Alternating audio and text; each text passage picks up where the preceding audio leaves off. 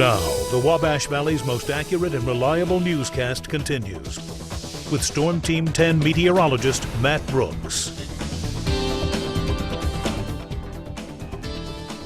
Big changes in the weather department during the past 24 hours. Yesterday, we were seeing temperatures in the low to mid 50s, and now we're talking about some snowfall. We've even had some sleet earlier on this morning, but with the cold front moving through, most of that is turning over to snow, and we're not going to see a whole lot of snowfall out of the storm system, but we will have some very blustery conditions. The winds will be picking up out of the northwest. Our Storm Team 10 storm trackers showing the heaviest of the snowfall, and even some of the sleet is starting to push off to the east. And like I mentioned, it will all be changing to snowfall, so we'll have some very slick roadways out there, but not a lot of accumulation. So just keep that in mind as you travel this evening, this afternoon, and even into tomorrow morning. Visibility could be an issue as well, and we will see snow through about tomorrow afternoon into the early evening before we really start to dry out, and then we go pretty cold as we head throughout the rest of our week. Some wind chill issues will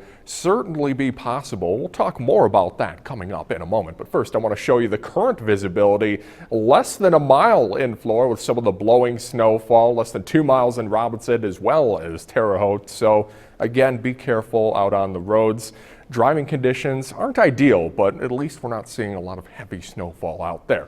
The wind speeds right now starting to turn out of the northwest, anywhere from about 15 to 25 miles per hour, gusts in excess of 30 miles per hour. So when you are driving out on the roads, the car might wobble a little bit. So really be careful. Give yourself some extra time before you head out. The temperatures have actually started to fall. It's now 29 degrees in Terre Haute. Not even an hour ago, it was about 34 degrees. The temperatures will continue to drop into the 20s as we head into that dinner time hour, getting into the low 20s for tonight and into tomorrow morning. Can't even rule out a few upper teens at this point.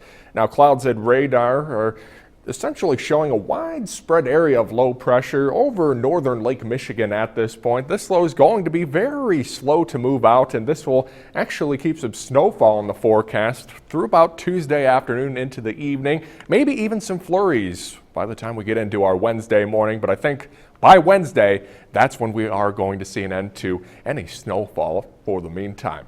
Futurecast starting off at 1 o'clock this afternoon Eastern Time, still showing a few hit or miss snow showers through the early evening hours, and we could see some snow through the overnight, but that's when I think we're going to catch a little bit of a break.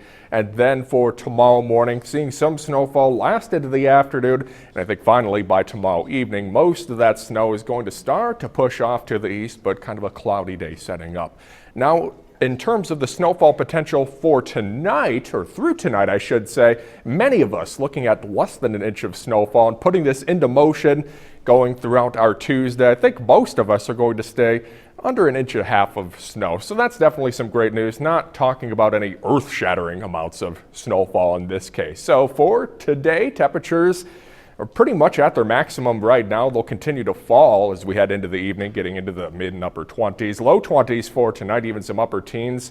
Pretty chilly out there. And for tomorrow, only in the mid 20s, some occasional snowfall, kind of a cold and breezy day setting up. And for your Storm Team 10 7-day forecast, I did mention the chance for some wind chill issues. I think tomorrow night and into Wednesday, wind chills could go below zero. We'll keep a very close eye on that. Temperatures only in the upper teens Wednesday, and struggling to get back into the 30s if we could see that at all on Friday.